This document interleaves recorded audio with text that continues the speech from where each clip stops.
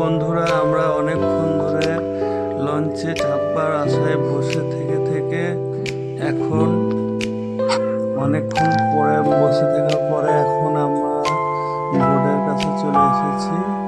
বোর্ডে এবার আমরা চাপবো।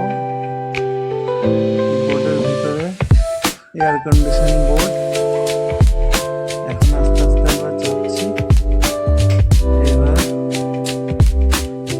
ভেতরে ঢুকেছি। কি সুন্দর বোর্ড, সিটগুলো হেবি সুন্দর।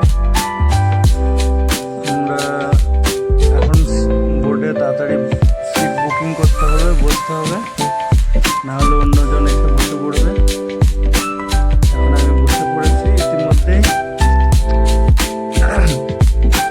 বোর্ডের ভিতরে 50 জন লোক যাত্রী যাবে। বোর্ডটা হেবি সুন্দর, এয়ার কন্ডিশন, অনেক ঠান্ডা। আমার বন্ধুরাও ভিডিও করছে লঞ্চের ভিতরে।